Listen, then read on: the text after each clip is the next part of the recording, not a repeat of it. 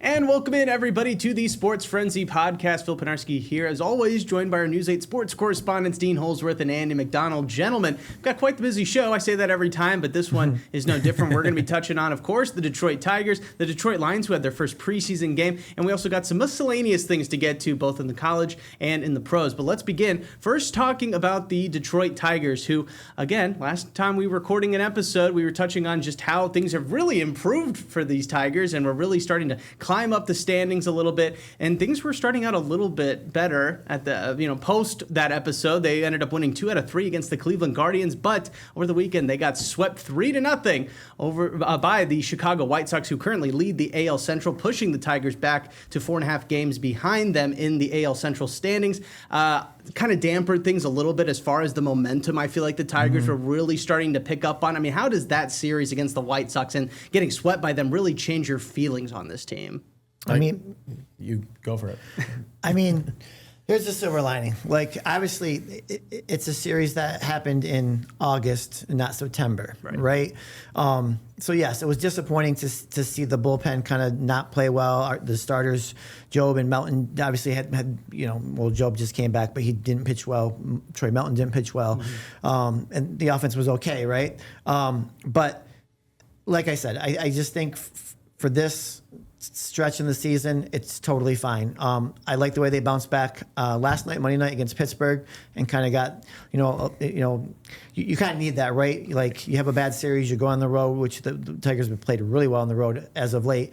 You get a win, so it set them back. But silver lining is they're still tied with 2 other teams now for the third wild card spot. I mean, yeah, it's not the end of the world when you lose that series. I guess at this time of the year, like they're gonna try to hype it up, I guess, in that kind of way, just because they want you to watch. But at the end of the day, it's a 3-game series against the teams in first place. Yes, if they do win that series, are they in first place and take the lead in the division? Yes. But they're also not, their season isn't over just because they lost the series. I mean, they obviously still have a very good chance to make the postseason. They were only a game out after getting swept last weekend from the wild card. Still right there. Obviously, they're tied for it now. They're already only 4.5 games back, because for the bright spot for the Tigers is the White Sox are playing their crosstown rival, the Cubs, who are one of the better teams in baseball right now, and they're still playing for stuff. So they're going to give them everything they have, obviously. So I wouldn't expect the White Sox to necessarily win that series. Maybe they'll take a game or two. But the point being is that it's not the end of the year. It's not like this is like the last weekend in September and they had to have it. Can it add up at the end and be the difference? Could we be looking at, the Tigers not winning this division by 1.5? Sure, but to say the Tigers needed to sweep that series was asking a lot in the first place, in my mind anyway. I don't think they were ever going to sweep the White Sox, because the White Sox are not a bad baseball team. I know it's hard for us to believe, but they deserve credit. They've turned it around there a lot there. They have a lot of guys play with high energy, and they came in and played better baseball than the Tigers. But I don't know if this is the last time the Tigers play the White Sox this year off the top of my head, but I can't imagine that it is. Maybe it is, but if it's not, they'll get another chance at them then too. So Right. Well, you guys are being way more positive than I thought you might be about this. Again, you guys are all making really good points, and I was going to even mention, it's not all bad news. The Tigers, in fact, are still tied for that final wild card spot now. They're tied with the Baltimore Orioles and the Texas Rangers as of right now. The Boston Red Sox and the New York Yankees have a pretty sizable lead for those first 2 wild card spots. So it's really kind of a battle for that final one with the Tigers, the Orioles, the Rangers, some other teams that are really in that same mix. You've got the Minnesota Twins, Toronto Blue Jays, Cleveland Guardians, who we mentioned earlier, and the Seattle Mariners. I mean, they're 2 or less games back behind Detroit for that final wild card spot. Any of those teams that I just named, or maybe another team that I didn't, that is really kind of giving you guys a little bit of caution about maybe taking that 3rd spot away from the Tigers? I'll always respect Cleveland just because of what they've done the past few years. They seem to always find a way to hang around, but they seem to be finally taking a step back. Maybe this will jinx it and that'll be what it is. But I think Texas still has a lot of star power in their roster too, so you got to worry about them. But nobody in the American League scares me in general. I mean, maybe the Yankees when they're fully healthy. Obviously, they have a lot of star power on that team, and the Rays deserve their respect because of their pitching and the record that they have in general. But yeah, no one really scares you like that. But this is the thing. I mean, the Tigers still did kind of. They didn't tell the direction necessarily. They said, we're not just going to throw in the towel. Of course, you're not going to throw in the towel necessarily. But, they traded Skubal. They traded Mize. That's 2 of their bigger players. I think this team just kind of is what it is for the rest of the season at this point. They don't have a good bullpen. I mean, last night their bullpen actually backed up Fromber again. But he's been an issue for sure. They're starting pitching, Melton and Job. This is why I told people don't get too high on Jackson Job right away because it's going to take a minute. The kid deserves a second to learn. They're going to be in this mix. It's going to be a roller coaster the rest of the season. They're not going to just pull away and take a 5-game lead in the wild card, but they're also probably never going to fall behind by that much the rest of the year. So I would expect them to be in it till the finish, but you're going to have to expect an up and down ride. So any of those teams, I guess, scare me. But at the end of the day, I just want to see progress from players like Max Clark. I want to see maybe how you lead, play some better defense by the end of the year. I want to see the younger players that might be a part of this team going forward start to really play better, and maybe they can make the playoffs doing it. Yeah, I definitely think the same way. I think Baltimore maybe is a team to watch, going forward in the wild card. I mean, Boston had that incredible stretch, but they've kind of taken a step back as well. But yeah, I agree with Andy. There's going to be a lot going on here in the next 6 weeks that's going to determine who makes the playoff, who wins the division. But I like the young guys. I didn't love that AJ Hinch, once again, he pinch hit for Callahan after he has a 2-run single last night, and then I think it was Torque struck out on 3 straight pitches, whatever. So some of the things he does with his whole analytics thing, and I just don't understand sometimes. But regardless of that, the bullpen has to obviously be better, and our starters have to be better because I think our offense is really clicking right now with the young guys bringing a lot of enthusiasm to that lineup. I think AJ is a really good manager. I think he's having a tough year. I think this roster that he has is not great for his managerial style. But at the same time, like I said to you last week, I've been just thrilled to see the same people in the same positions for the most part for once in his tenure here. Like, it's awesome to finally see Max Clark in center field every day and just Dingler behind the plate every day.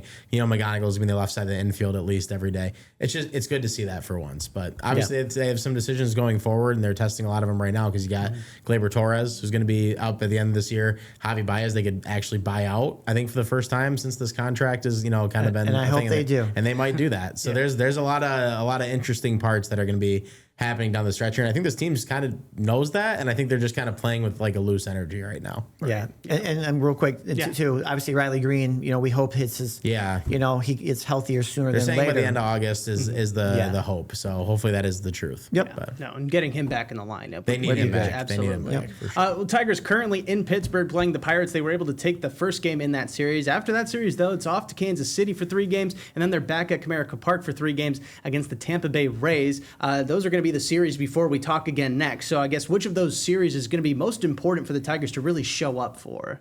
It's a hard question for me to answer. I feel like it'd be every series the rest of the year with where they're going to be. But if I had to pick between those ones, I would probably say Tampa Bay, just because that's the toughest competition you're playing. You want to see what your young competition can do against them, and that is realistically the one. I mean, they probably shouldn't get swept by either one of those other teams. Obviously, Pittsburgh, they already have won a game. But yeah, Tampa has the ability to sweep you. When their pitching dominates, they can really bring it home, and you've already gotten swept at home recently. I think that's the series you want to. If you can come out of there with 2 out of 3, you're feeling really good going into the next one. But it's hard to predict with this team what momentum is actually going to do. That's for sure. Right. I'm going with the Kansas City being the key series. You have to beat the teams that you are better than. And they've not done a good job of that. So that's a good point, Dean. So, yeah. So, that's my thing, right? Beat the teams that you should beat. Like I said, they've won maybe 6 or 7 series in a row now on the road, playing really well on the road. So, Kansas City is the one that they have to sweep or at least take 2 out of 3. It's unreal what their record is against teams below 500 compared to above 500. Yeah. It's just, again, something else that doesn't make sense to this baseball team right now. Absolutely. All right, well, let's take a quick break, guys, on the show. And on the other side, we'll spend some time talking about the Detroit Lions and their very first preseason game. So stay tuned. We'll be right back. And welcome back, everybody, to the Sports Frenzy podcast. We're moving on now and talking about the Detroit Lions, who are coming off their very first preseason game of the 2026 NFL campaign. The Lions took on the Cincinnati Bengals last Thursday in that game, and the Lions, of course, took the L in that one, losing 16-14. It is the preseason, though, so obviously we're not putting too much emphasis on the final score and really just seeing sort of how the teams and the players themselves are actually responding and getting some actual game time footage of them. So I guess, first real look at the Lions this season. Anything really jumping off the page to you guys?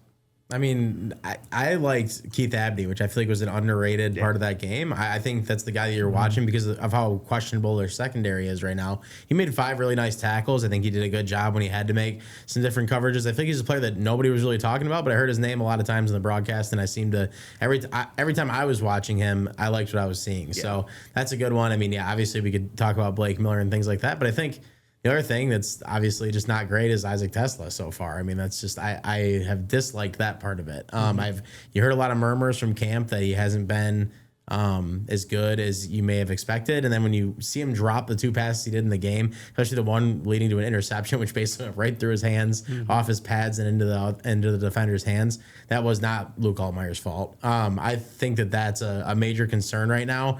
You definitely want to see him play more in these next couple of games, and you want to see him get his confidence back before the season starts. So those are the 2 big ones for me. And then, gosh, I'm forgetting it was the last one for me, the defensive lineman. You might remember the last name. Hassan. Yeah. Hassan. Yep. That's number 50. That's the one. That's the other one for me. He was really good. He looked great. So, which is good to see. I think he's going to really help that pass rush. I think so too. Yeah, I think he's a very good pickup for them.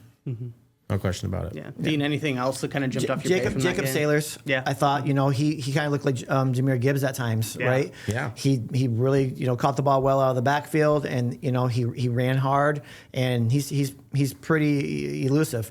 So I like him. Hopefully he can make the team, maybe be that 3rd guy, because we know Pacheco's going to get hurt at some point. So It's a reality. so hopefully Right. Sailors. Yeah. But I'd like to see him make the team, and maybe hopefully he has next couple games he plays really well too. So. Gosh, every time I saw a flag fly when he had a good run too, I got so annoyed. right. Yeah. I feel like the Lions just kept getting called for some kind of holding in that game, which is just But I like Abney too. He's got that aggressive demeanor. He's man. he's a hard hitter. Plays with a lot of confidence. So I like him too. Yeah, there's definitely some things to like. I don't think it was as negative as some people made it out to be. Agree. You're right. I'm gonna give Tesla a pass. Just no pun intended, because it's one game, right? And we know he catches everything. And I think it's a small blip, but you're right, Andy. He has to show himself next couple you just years. want to see if it he be wants to be better. that 3rd wide receiver, yeah. he has to obviously step up and make those plays. I'm not saying this is true about him at all because I don't know, but it's like one of those things where last year a lot of people were telling him how good he is, and the expectations have been out of the roof for him. I mean, it's been like people really expect him to be like a key part of this offense. I think he's not going to overrun James Williams or Amon-Ra St. Brown anytime in the future, near future to me. So him being in that number 3 role, I think will be good for him. I think that right now he's hearing a lot of things, and maybe it's getting in his head when he's trying to make some of these plays. Hopefully some of the veterans in that room can help him out with those kind of problems when you do have some drops. So. Right. Yeah. Well, Andy, you mentioned Blake Miller, the first round draft pick of the Detroit Lions. He played the entire first half in that preseason game. I mean, how big is that really going to be, having him, really hold down the right side of the offensive line? I mean, he did not give up a sack. He did not get called for a penalty. How big is it? How big is his ability to really hold down that other side of the line going to be for this retooled offensive line?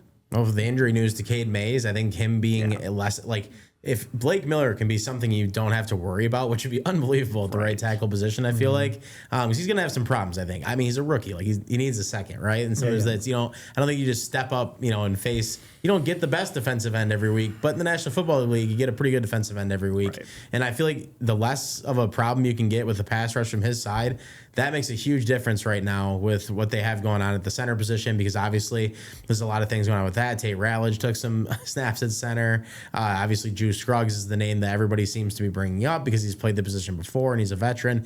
Nevertheless, it's not what you planned on going into the season. It's going to take Cade Mays a second to probably get up to speed, even when he does come back in week 5 or 6. I think it's huge that Blake Miller gets this kind of experience right now, and maybe is even a little bit more advanced coming into the season than you would have thought. I loved what I saw from him every time I was watching on, what was that, Thursday night last week? Yeah. So it was all good for me. I'll give him at least an A grade in that game, I think.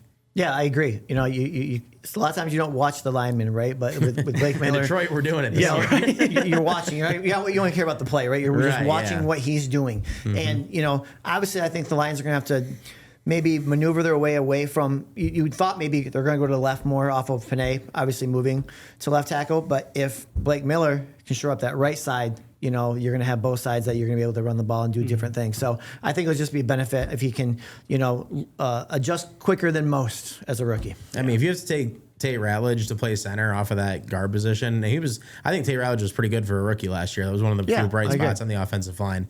If you have to move him to center and retool that, I mean, you're putting somebody else at guard. There's going to maybe be some problems up the middle again, which is a huge issue. I think if Blake Miller can be that guy, that's a really, really big thing for them. Yep. Well, I know that was kind of the big worry when Penei Sewell was getting moved to the left side is, oh my gosh, he's held it down on the right side for so long. What's going to happen to that full right side? And Blake Miller. And Taylor Decker, to his credit, was good at his position too for a lot of those years, and they're getting better. So exactly. Real quick, I do want to talk about Luke Altmaier a little bit because we spent some time talking about the backup quarterback situation in last week's episode. I mean, he did have 2 interceptions. I mean, they weren't great, but they weren't really. One of them really wasn't his fault. He did throw that touchdown in the fourth quarter too. Yeah. So I guess what did you make of him? I mean, he was the guy that really got most of the snaps over Josh Dobbs. I mean, I liked him. Yeah. I thought he played with a kind of a calm presence at times. He got sped up a little bit.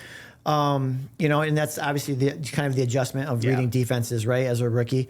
But no, I thought he did a good job, and we'll see what he can do in the next, 3 games or 2 games. Yeah, I mean, how much can you really take away from it? I don't know. I actually liked what I saw from Josh Dobbs a lot when he played, to be honest. I think he can move. He could give you, if you ever want to have one of those plays where you bring somebody in to run, he's got enough experience to do that kind of thing. I think he was a good pickup for the situation they were in, but I don't think either one of these guys or anybody they play in the preseason are going to take me off of the stance that I have going into the next offseason. I want them to focus on a quarterback in this next draft that they can actually develop, because Jared Goff's going to be 32 years old. He's eventually going to get, to the point where he's probably going to lose a little bit in his throwing arm over the next, 2 to 3 years, I'd imagine. So you got to start to work on that at some point. I think it's fine for this year because pretty much no matter who they signed or played at this point, if Jared Goff gets hurt, the Lions are in a lot of trouble. Right. So that's just the reality of it. But nevertheless, you had good moments from both of them at different points. Maybe they can get lucky and build something out of it. You never know. Right. Yeah. Well, last thing on the Lions for this week. I mean, we just heard that the Seattle Seahawks have actually announced that they will be signing the former Lions cornerback Terrion Arnold after he was released by Detroit following Arnold's indictment on several charges, including kidnapping. Dan Campbell said in a press conference that he's not surprised by the move with Seattle taking and picking up Arnold's contract. But are you guys surprised by this move? I'm surprised by Dan Campbell's comments, to be honest with you. This is where it's like, okay, you love Dan Campbell as a coach, right? He's the kind of guy that could be your friend, but maybe sometimes he's too good of a friend, because when he said that he's a good guy and everything else, I'm like, maybe we just shouldn't say that part right now with everything else that's going on. Like, I understand that he probably liked him as a player and stuff, but to me, it's like, I would have just said no comment or something, because you don't even want to have that in your record if he ends up being proven of, whatever is going to, come this way here. So yeah, it's the NFL, man. We talked about this, I feel like a few weeks ago on the podcast, you can do almost anything, it feels like, and someone will still sign you and put you on a team. So it doesn't shock me that, somebody was able to do that. It kind of surprising me that Seattle, I thought their defense was pretty good last year. I didn't really see that being the spot, but you know what? They don't care. They just want to get better and do it again. So maybe they feel like they can get something out of him, which I'm sure they do. I think they're taking a flyer on him. Right? Yeah. Oh yeah, for sure.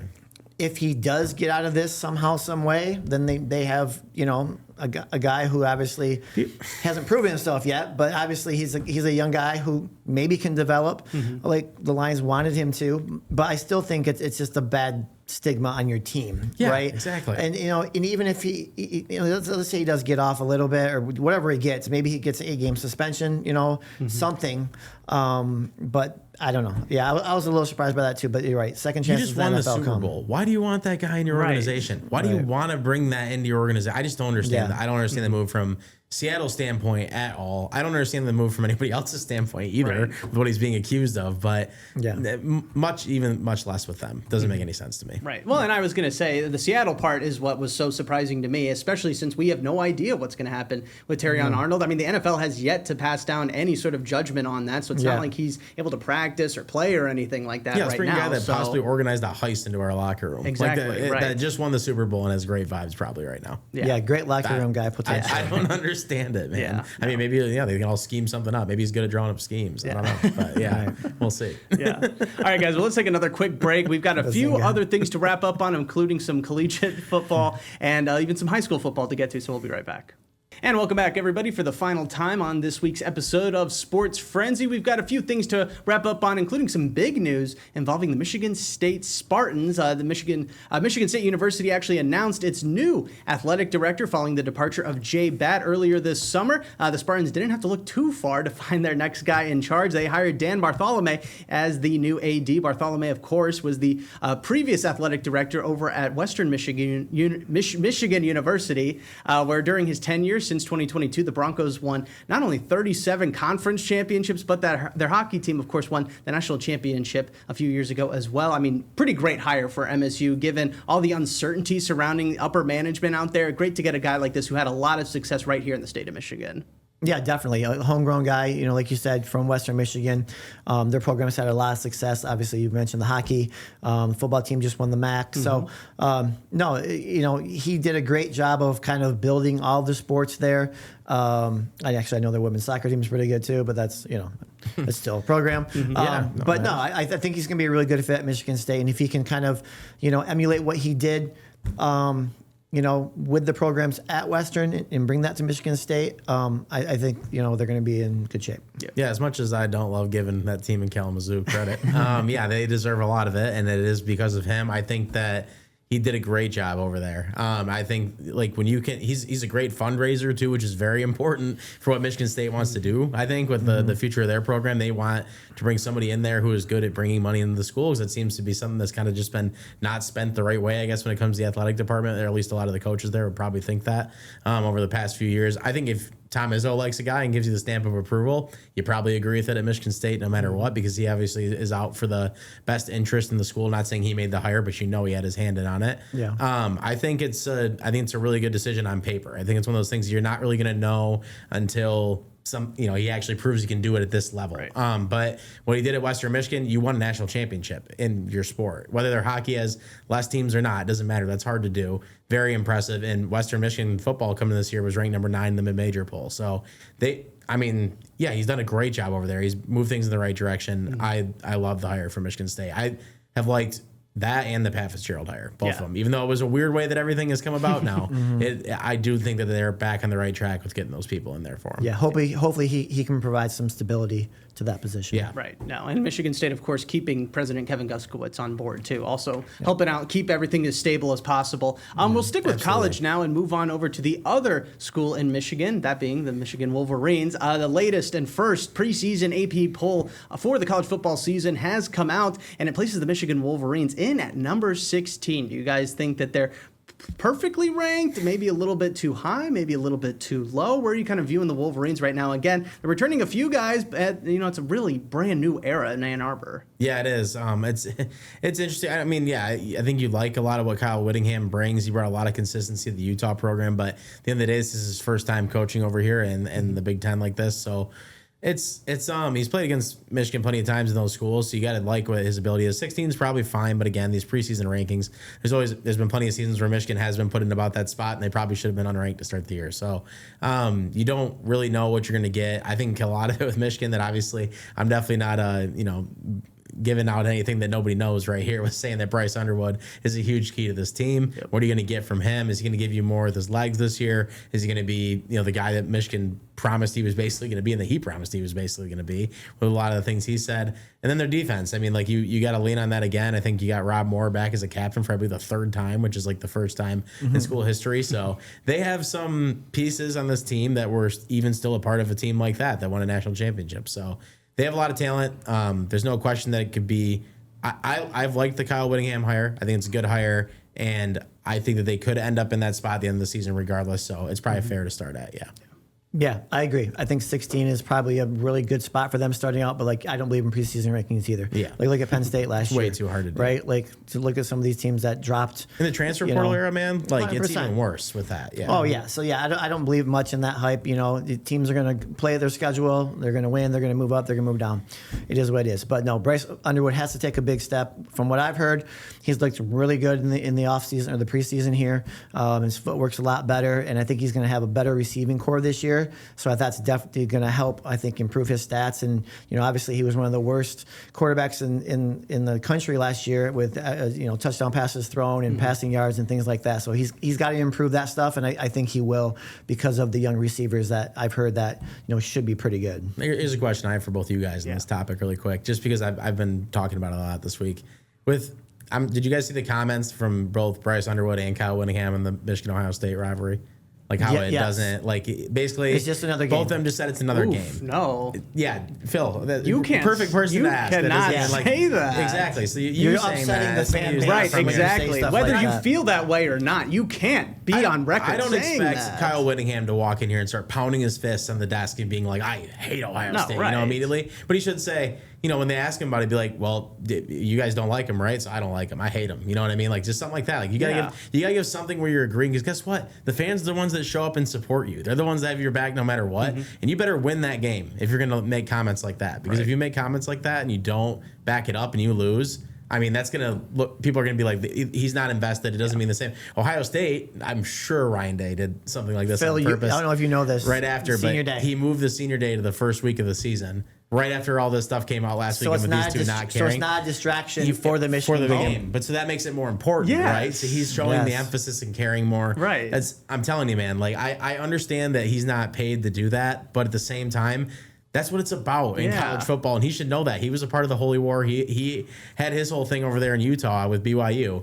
You gotta love those rivalries and really get invested in them as quickly as you can too. Yeah. Because then he quickly was like, oh no, there's locker room talk about, there's countdown clocks and stuff. But it's like, dude, you gotta say you're starting to develop. Hey, there's a reason you don't like him. Whatever. Right. It might Right, he be. has to start to, but he hasn't been a part of it, right? Yeah. Yet. And Bryce Underwood more so. He's the one that should hate them more. He's from here. Like he knows the rivalry. He's from Right. that. I mean, that even the lower part of the state like that, like even closer to it. Like you should hate Ohio State if you're Bryce Underwood. I don't know why you wouldn't. So Well, and even if you don't, the fans sure do. And like Exactly. you guys said, I mean, the Right. fans are the ones supporting No you. one If you likes don't, if Ohio you lose State. that support, you've lost a lot. Exactly. Because they will Don't- ride yeah. or die for a you bunch can go of in there stuff. and get smoked 49-0, but they're definitely going to be a little bit lighter on you. Right. If you said that I hate them and I want to do everything I can to beat them because I can't stand them, you don't have to be an actor, but you could at least give something like, I don't like those guys. Right. Like he played in that game last year. He said it was intense. Like the first part of his answer was good. The second part of his answer was just like, nope, just another jersey. It's like, how do you start like that and end like that? I mean, some of the things he says is just, they're very misleading to me. Yeah, I mean, I could understand like trying to diminish how good Ohio State is, but that's definitely not what they were trying to do, or at least that's not the way that it came off. by Exactly. saying that, That's for how I sure. feel too. Yeah. All right. Well, we only got a few minutes left, guys. This is a very weird transition into this, but again, college football season will be here before we know it. The high school football season will be here even sooner before that, and you guys are going to be bringing back the Behind the Frenzy podcast once again. Tell us a little bit about what you guys have planned for this upcoming season. Yeah, I'm looking forward to it. This is going to be our third year doing it. And, there's a lot of really good teams out there. Andy and I have been kind of previewing some of the top recruits in the area with the top 10. You can go to woodtv.com for those stories and that video. But no, I'm one of the teams I'm looking at, is Kennewood Hills. I just did the story on Will Fussman yesterday, and they have three guys on that team. Grayson Fellows, London Hampton, and Fussman, who are all going to go play college football next year. So I think that's a team that's loaded. High school football is just always fun, right? We never know what to expect, so looking forward to it. Yeah, for sure. Don Fellows done a good job of that program. They're winning some games over there now. It's my alma mater, so I hope that they keep doing that. But anyway, I've been to a couple different ones. Caleb Pugh, he's he's going to Grand Rapids Christian. He's a guard in the offensive line. Some of the previews I'm doing this week. Really, really good kid, man. He'll give you some of the best answers you'll ever get out of somebody at the high school level. And he's going to Indiana, which is extremely impressive. And the way that it came about for him, he thought it was going to be like FCS. And all of a sudden, it was just like he went to Indiana, took the trip, and he ends up going there. So that's a really, really cool story. And then Elliot Neff's going to Kansas. He plays over at Thornapple Kellogg. Really, really interesting. He plays like safety, but they want to move him to linebacker. So just some good stuff there. I'm not going to give away everything in the story, but they'll be out soon enough, and you guys can read them. But yeah, we're excited for it. It's every year. It seems to only get better and better. So the talent pool in this area has definitely seemed to get better, in my opinion. I agree. Absolutely. Yeah, no, Frenzy season, always a big deal for us here at News 8, not only with the tailgate, but also our continuous coverage. Not only we're going to be bringing you the highlights each and every week, but you can also check out the Behind the Frenzy podcast and learn a little bit more about each of these teams. And, of course, our spotlight games each and every week, thanks to Dean and Andy. So thank you both so much for doing that. I'm very excited for that first episode coming out in the next week or so. So get ready for that, everybody. That is going to do it for us on this edition of Sports Frenzy, though. I do want to thank everybody so much for tuning in, and we'll see you again next time.